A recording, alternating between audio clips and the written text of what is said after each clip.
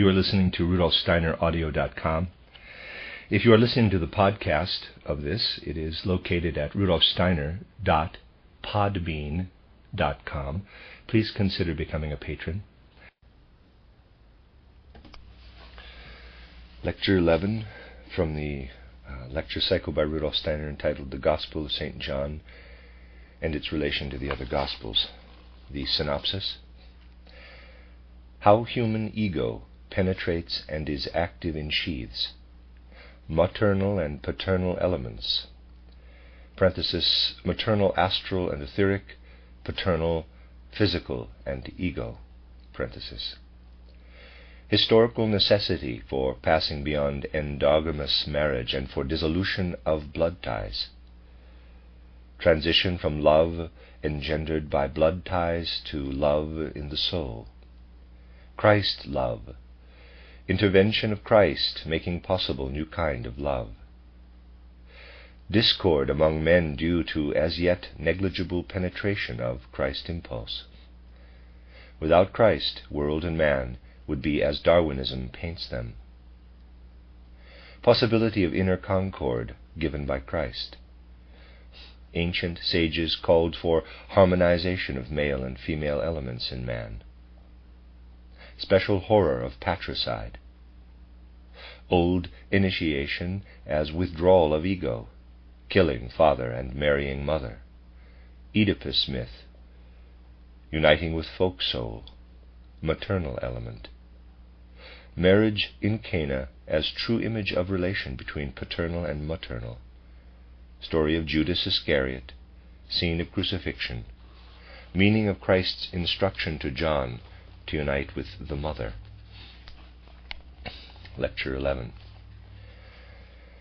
The lectures thus far given in this cycle should have made it abundantly clear that spiritual scientific research reveals the Christ event as the most significant one in the entire evolution of mankind, that we must recognize it as having introduced a wholly new impulse into the totality of Earth evolution. Something completely new entered this evolution of mankind, through the mystery of Golgotha, through the event of Palestine, and everything connected with it before and after.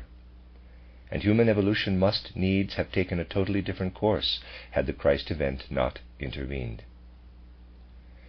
If we are to understand the mystery of Golgotha, we must further examine some of the intimate details of the gradual approach of the Christ being itself. Naturally, even 14 lectures do not suffice to tell all there is to be told about a subject embracing the whole world.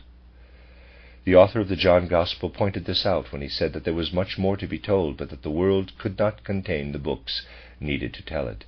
John 21:25. So you will not expect 14 lectures to mention everything connected with the Christ event and with its narration in the Gospel of St. John and in the other related ones. Yesterday and the day before, we learned how the dwelling of the Christ Spirit, the Christ individuality, and the threefold sheath of Jesus of Nazareth gradually made possible all that is described in the John Gospel, up to and including the chapter on the raising of Lazarus. Thus we saw that Christ's task was the gradual development of the threefold corporeality, the physical, the etheric, and the astral body, that had been offered up to him by the lofty initiate, Jesus of Nazareth. But in order to understand exactly what Christ wrought in this threefold sheath, we must first get a clear picture of the interrelationship in man of the three principles of his being. Hitherto we have only indicated in rough outline that, in the waking state, the physical body, the etheric or life body, the astral body, and the ego are seen by clairvoyant consciousness as interpenetrating each other, forming an interpermeating whole, and that at night the physical and etheric bodies remain in bed, while the astral body and the ego are withdrawn. Today, in order to describe the mystery of Golgotha more closely, we must inquire more fully into the exact nature of this interpermeation of the four principles of the human being during day consciousness. In just what manner do the ego and astral body enter the etheric and physical bodies upon awakening in the morning? I can best make this clear by means of a diagram. Suppose that in this drawing we had down here the physical body, and above it the etheric body. In the morning, when the astral body and the ego re-enter the physical bodies from the spiritual world, this comes about in such a way that in the main, I beg you to take this qualification seriously, the astral body enters the etheric body, and the ego the physical body. In this drawing, then, the horizontal lines stand for the astral and etheric bodies, the vertical lines for the ego and the physical body. I said in the main because, naturally, everything in the human being is interpenetrative. The ego, for example, is in the etheric body as well as elsewhere, and so on. But what is referred to here is the principle, the essential interpenetration. And the manner in which the latter prevails most completely must be represented by the diagram. Next we must inquire what exactly occurred at the baptism. We have seen that the ego of Jesus of Nazareth abandoned his physical, etheric, and astral bodies, leaving this threefold sheath for the Christ being. So what remained of Jesus of Nazareth we can show in diagram as his physical, etheric, and astral bodies. The ego abandoned the physical body, and in place of the ego of Jesus of Nazareth, there entered into this threefold sheath, occupying principally the physical body, though again not exclusively, the Christ being. Here we indeed touch the fringe of a deep mystery, for if we consider what really took place at this point, we realize that it bears on all the immense complexities of mankind which we have indicated in the last lectures. I told you that everything people have in common, the generic factor, so to speak, in man within a certain group, is to be found in the female element of heredity. I said that the outer facial resemblance among members of the same people is carried down through the generations by woman. The male element, on the other hand, passes on the distinguishing features in man. It is the factor that makes him an individual entity here on earth, that places his ego upon a footing of its own. Great minds who are in touch with the spiritual world have always felt this in the right way, and we can really learn to know and appreciate the utterances of great men who were close to the spiritual world only by penetrating to these depths of cosmic facts. Look once more at our first diagram and reflect as follows. We have an etheric body, and in it lives the astral body. The astral body is the vehicle of our conceptions, ideas, thoughts, sensations, feelings, and it dwells in the etheric body. But we have learned that it is specifically the task of the etheric body to work upon the physical body effectively, so to say, containing as it does the forces that form it. We must therefore conclude that this etheric body, permeated as it is by the astral body, contains all that makes man a man, all that imprints in him a definite form from within, as it were, proceeding from the spiritual elements, so that whatever produces resemblance among men derives from what works within, and is not merely external. In other words, not from anything bound to his physical body, but from elements associated with his etheric and astral bodies, for these are the inner principles. For this reason, anyone who can see into such matters will sense that what permeates his etheric and astral bodies comes from the maternal element, whereas all that gives his physical body its peculiar form, imprinted by his ego, the ego dwelling in the physical body, is a paternal heritage. Quote, "My father gave my build to me, toward life my sober bearing. From mother comes my cheerful heart, my joy in storytelling." Unquote.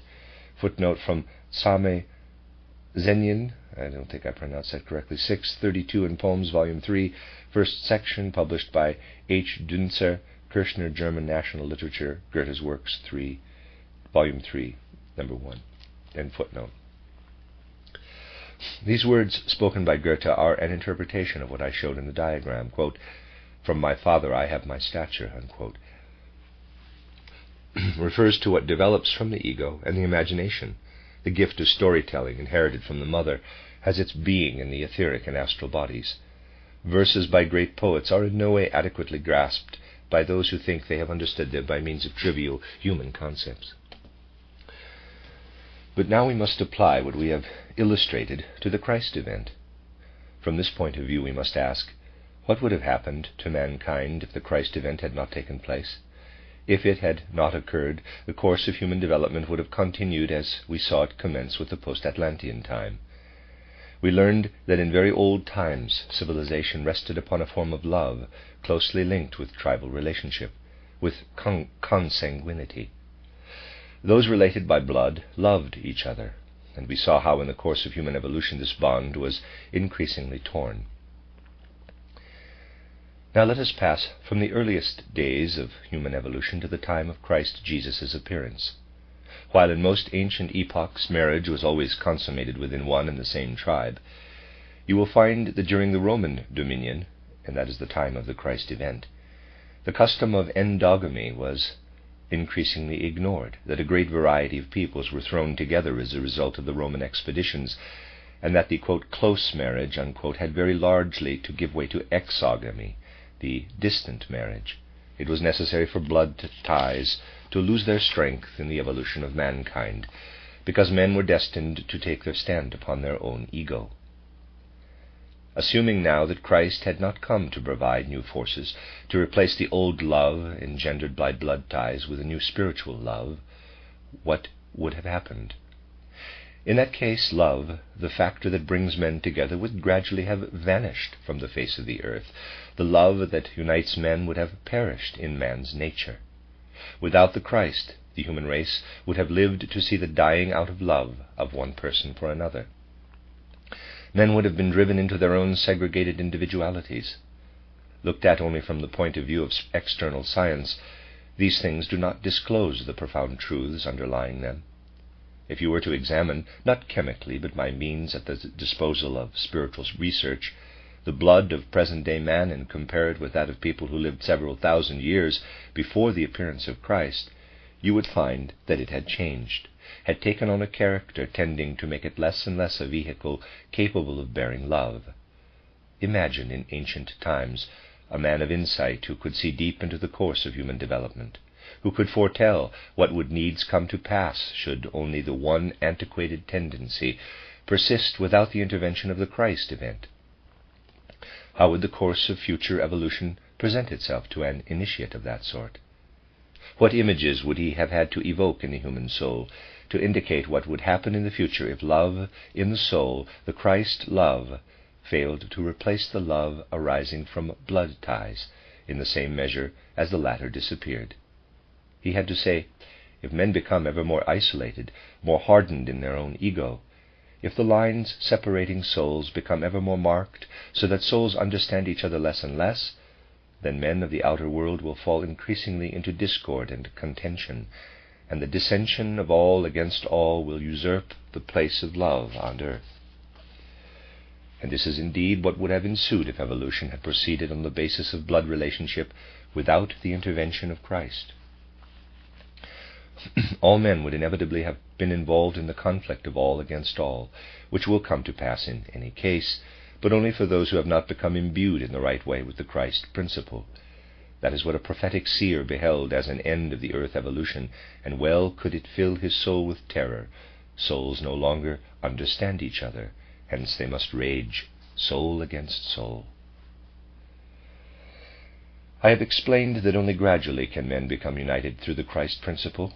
In Tolstoy and Soloviev, I gave you an example that showed how two noble spirits, each thinking to proclaim the real Christ, can hold such contradictory views that one of them considers the other the Antichrist. That is what Soloviev believed Tolstoy to be. The conflict of beliefs, at first present in the souls of men, would gradually come to expression in the outer world. That is, men would rage against each other. That would be the inevitable consequence of the development of the blood principle. It would be pointless to object here that in spite of the Christ event we still see discord and contention on all sides, that we are still far from any realization of Christian love. I have told you that we are only at the beginning of Christian evolution. The great impulse has been given which will enable the Christ to inhabit evermore the souls of men in the further course of earth development, and to unite them in a spiritual way. What still exists today in the way of discord and contention, and will lead to even greater excesses, is a result of the fact that hitherto mankind has become permeated with the real Christ principle only to the most negligible extent. Conditions that have existed among men from time immemorial still hold sway, and can be overcome only by degrees, inasmuch as the Christ impulse will flow into mankind but slowly and gradually. That then is a picture of what would have been foreseen in pre-Christian times by one who had clairvoyantly penetrated the future course of human evolution. He could have put it this way: I have been vouchsafed a remnant of the old power of clairvoyance. In primeval times all men were able to see into the spiritual world by means of a dim, dull clairvoyance which has gradually vanished. But the possibility still exists like a heritage from those ancient times, to penetrate the spiritual world in an abnormal, dreamlike state. In this way there can be seen something of what lies beneath the outer surface of things. All the old legends, fairy stories, and myths, which truly are fraught with a wisdom deeper than is to be found in modern science, tells us that in the olden times the capacity for entering exceptional states was very widespread. Call such states dreams if you like. They nevertheless heralded events. But they did not provide sufficient wisdom to protect men from the conflict of all against all. The sage of old emphasized this in the strongest possible terms, saying, "We are heir to a primeval wisdom which people of the Atlantean era were able to perceive in abnormal states. Even now there are isolated men who can discern it under the same conditions, and what is heralded there is the course the near future will take." But the revelations of those dreams inspired no confidence. They were deceptive and destined to become ever more so. This was how a teacher taught in pre-Christian times, and in that form did he proclaim it to the people. That is why it is of significance that, appreciating the whole intensity and power of the Christ impulse, one is led to the comprehension of a certain great truth. In a world lacking the Christ impulse, the isolation and segregation of men and their mutual antagonism would bring about something like a struggle for existence, similar to the materialistic Darwinistic theory foisted upon us today, a struggle for existence such as reigns in the animal kingdom, but which should have no place in the world of men. Somewhat grotesquely, we might say, when the earth has run its course, it will present the picture of humanity painted by certain materialists in line with the Darwinistic theory borrowed from the animal world.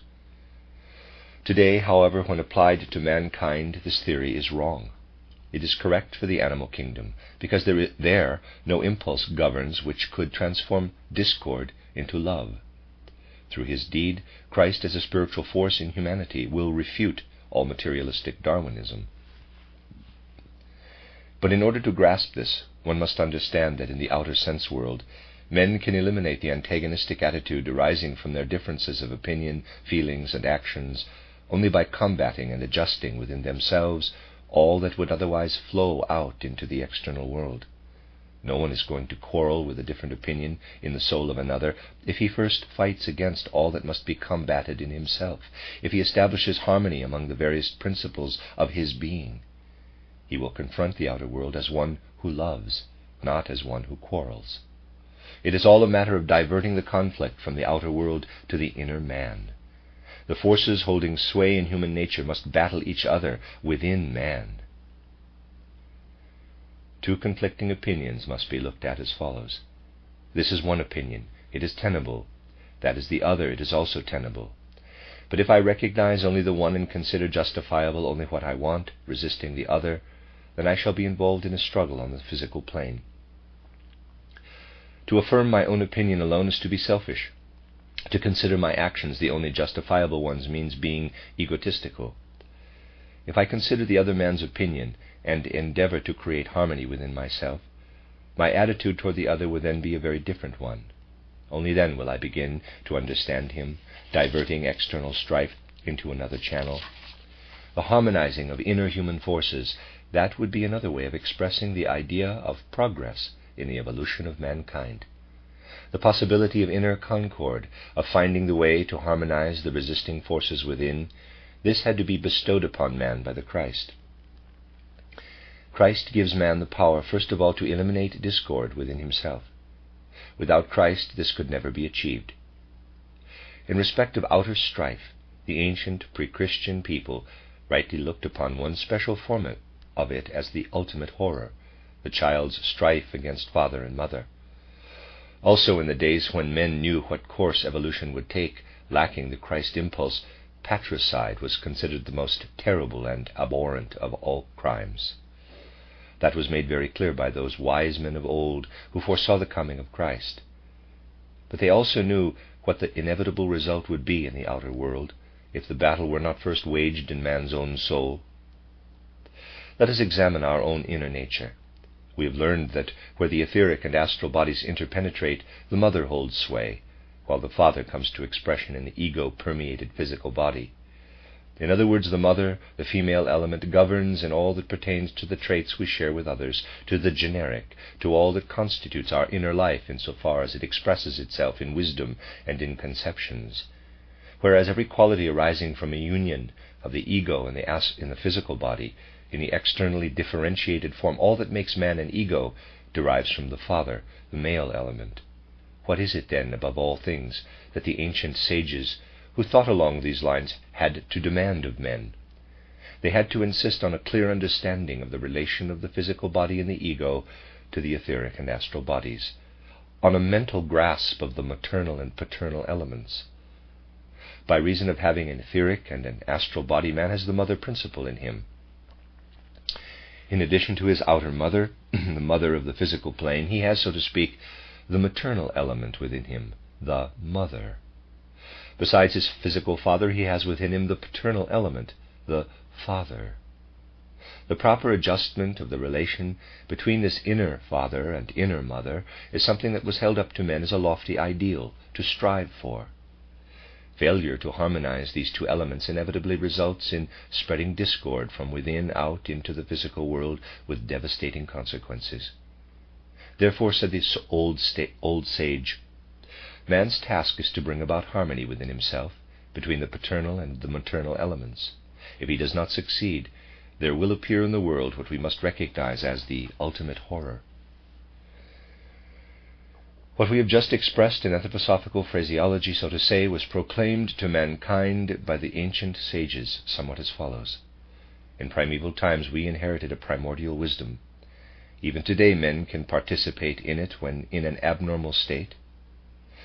But the possibility of entering this state is becoming ever more remote, and even the old initiation cannot lead beyond a certain point in human evolution. Let us once more consider this old initiation as we described it in the last lectures. What occurred there? Out of the complex, composed of physical body, etheric body, astral body, and ego, the etheric and astral bodies were lifted out, but the ego remained behind. Hence there could be no question of self-consciousness during the 3.5 days of initiation. It was extinguished and replaced by a form of consciousness from the higher spiritual world, instilled by the priest-initiator, who guided the candidate throughout and placed his own ego at the latter's disposal. Now, what exactly was the result of this? Something occurred that was expressed in a formula that will strike you as strange, but when you have understood it, it will no longer seem so. It was expressed as follows. When a man was initiated in the old sense, the maternal element emerged and the paternal element remained behind. That is, the candidate killed the paternal element within himself and united with the mother in him.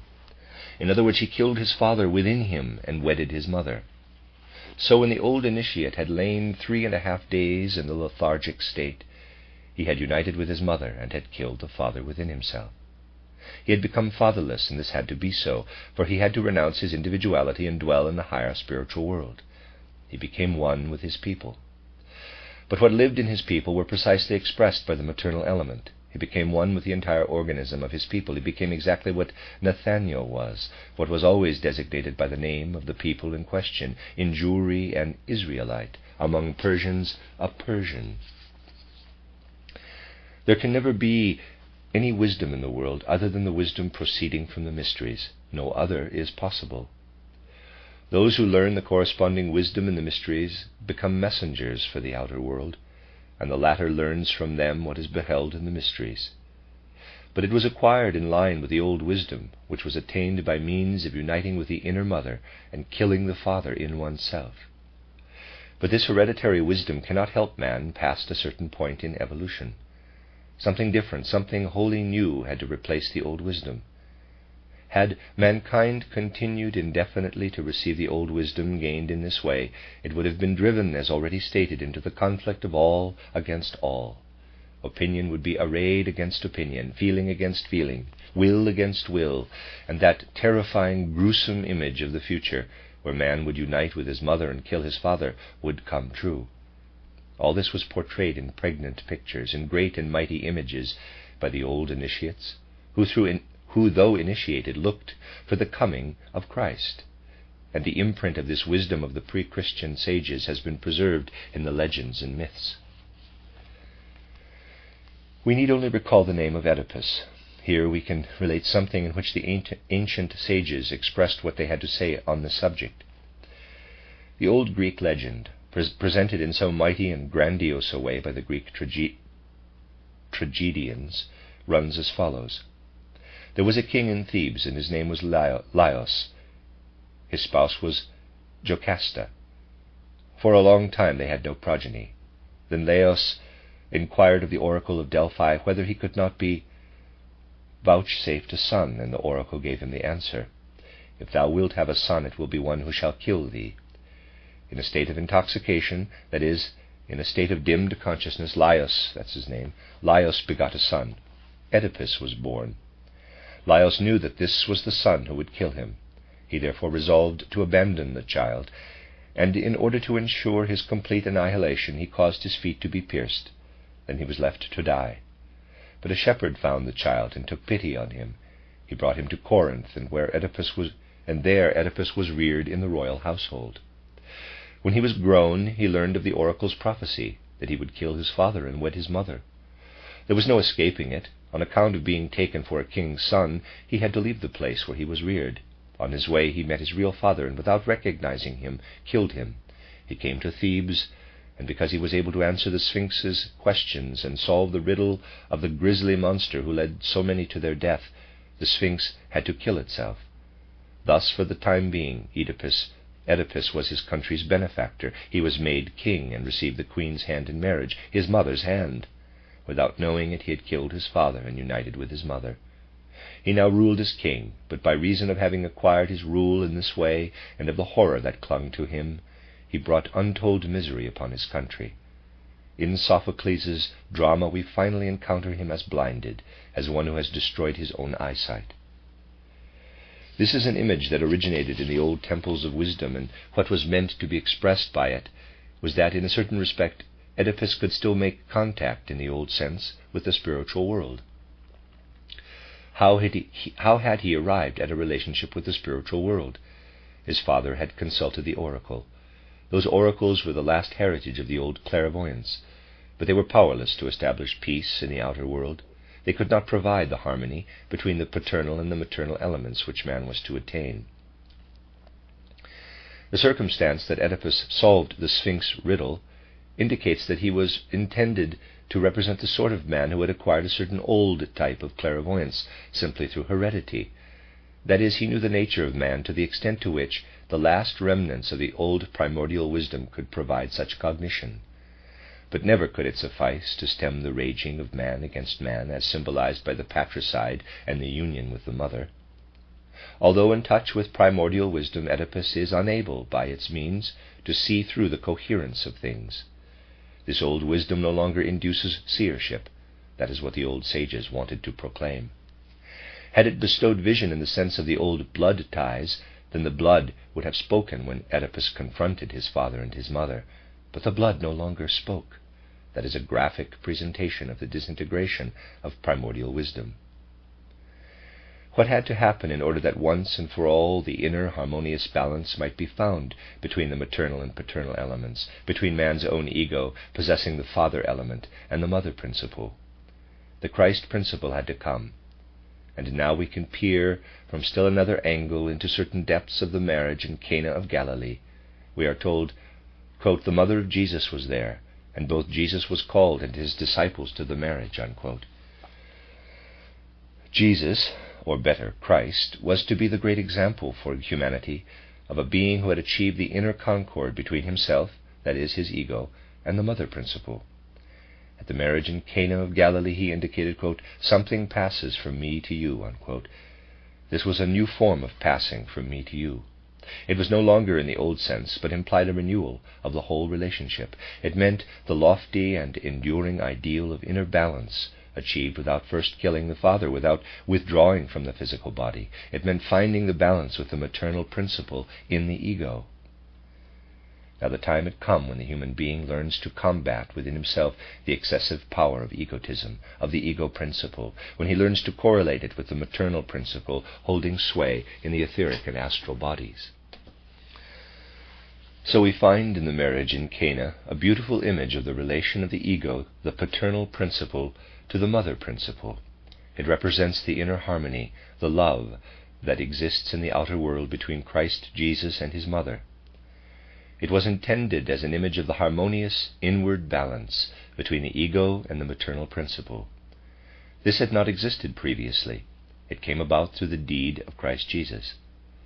But inasmuch as it came about through the deed of Christ, it brought with it the only possible refutation, that is, through the deed, of all that would inevitably have come to pass under the influence of the legacies of the ancient wisdom, which would have led to the killing of the father and the uniting of the mother with her son.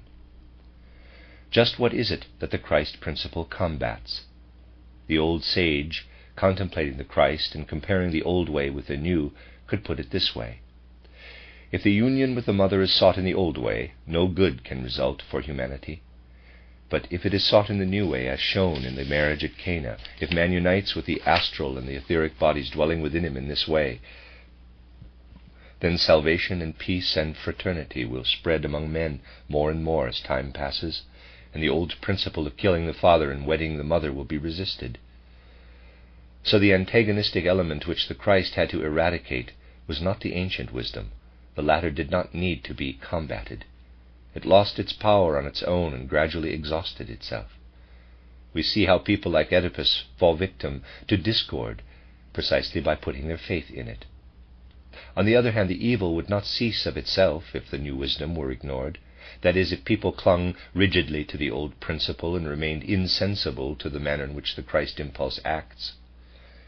Not to cling to the obsolete principle, not to keep rigidly to the old lines, but to learn what had come into the world through Christ. That is what was felt to be the greatest step forward. Do we find this too suggested anywhere? We do. Legends and myths are indeed fraught with the deepest wisdom. There is a legend you will not find in the Gospels, but it is nonetheless a Christian legend as well as a Christian truth. It runs this way. Once upon a time there was a married couple, and for a long time this couple had no son. Then it was revealed to the mother in a dream, note this well, that she would have a son, but that this son would first kill his father and then unite with his mother, and that he would bring frightful disaster upon his whole tribe. Again we have a dream, corresponding to the oracle in the case of Oedipus. That is, we are again dealing with what has come down from primeval clairvoyance. What was to happen was revealed to the mother in the old way. But did this revelation suffice to make her see clearly the conditions governing in the world to avert the disaster? Let us ask the legend, which informs us further. Under the influence of the wisdom gleaned in her dream, the mother took the child she had borne to the island of Cariot, and there abandoned him. But he was found by the queen of a neighboring realm, who, being childless, reared him herself. Later the royal couple had a child of their own, and the foundling soon felt himself discriminated against, and, being of a passionate temperament, he slew the son of the royal pair. Now he could no longer remain. He had to flee, and he came to the court of Pilate, the governor, where he was soon made overseer in the household. But one day he came to blows with his neighbor, and in the struggle he killed him, knowing not that it was his own father. Circumstances later led to his wedding his neighbor's wife, who, unbeknownst to him, was his mother. This foundling was Judas Iscariot. When he became aware of this terrible position, he fled again, and nowhere did he find compassion save in him who had mercy for all who approached him, who not only sat at the table with publicans and sinners, but who, though seeing all, took unto himself even this great sinner, for it was his mission to work not only for the righteous, but for all men, and to lead them out of sin to salvation. In this way Judas Iscariot came into the environment of Christ Jesus, and he brought the calamity which had been foretold and which was destined to be fulfilled. As Schiller says, quote, "An evil deed has its an evil deed its own curse bears within, it multiplies, begetting evil brood. Unquote. Footnote from Friedrich Schiller's drama, The Piccolomini, Act 5, Scene 1, end footnote. Into the sphere of Christ Jesus. Let me read that again. And he brought the calamity which had been foretold, and which was destined to be fulfilled, as Schiller says, quote, an evil deed its own curse bears within, it multiplies, begetting evil brood, parenthesis, into the sphere of Christ Jesus. Judas became the betrayer of Christ Jesus. True, everything that was destined to come about through him had already been fulfilled in the murder of his father and the marriage with his mother. But he survived, so to speak, as a tool, because he was to be the evil instrument for bringing about good, thereby performing one more act beyond the fulfillment of his destiny. The individuality presented to us in the figure of Oedipus loses his sight, as a result of the evil he has wrought, the moment he realizes what he has done. But the other, whose identical destiny originated in his connection with the inherited primordial wisdom, does not become blind. He was chosen to fulfill destiny, to do the deed that would lead to the mystery of Golgotha, that would bring about the physical death of him who is, quote, the light of the world, unquote, and who enkindles the light of the world in healing the man born blind. Oedipus had to lose his sight. To the blind man Christ gave sight. Yet he died at the hands of one who, like Oedipus, was chosen to exemplify the gradual extinction of the ancient wisdom in mankind, to expose its insufficiency in the matter of bringing salvation and peace and love.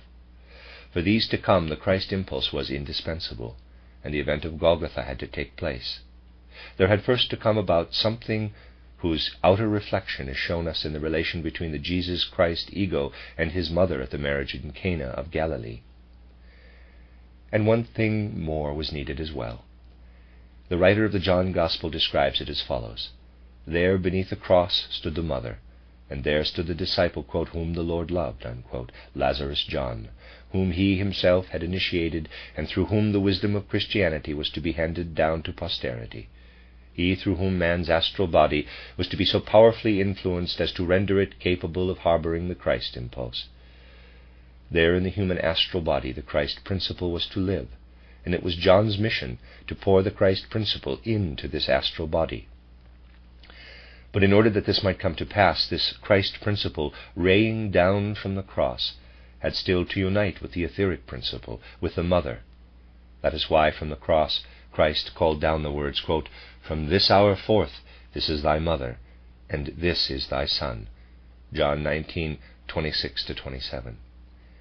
That means he unites his wisdom with the maternal principle. Thus we see the profundity, not only of the Gospels, but of all the interrelationships in the mysteries. Truly the old legends are related to the prophecies and Gospels of more recent times, as is presaged to fulfillment. In the legends of Oedipus and of Judas, we are clearly shown that once upon a time there was a divine primordial wisdom. But this wisdom vanished, a new wisdom has to come, and this new wisdom will carry men forward to a point that would never have been attainable through the old wisdom. The Oedipus legend tells us what would have to occur without the intervention of the Christ impulse, and the nature of the opponents to the Christ. The rigid clinging to the ancient wisdom is made clear in the Judas legend. But the principle which even the old legends and myths had declared inadequate is brought to us in a new light through the new revelation through the Christ. The Gospel tells us the answer to what the old legends expressed in images of the old wisdom. In legends we were told that nevermore can the old wisdom provide what humanity needs for the future. But the Gospel, the new wisdom, says, I bring tidings of what mankind needs, of what could never have come without the influence of the Christ principle, without the event of Golgotha. The end of Lecture 11.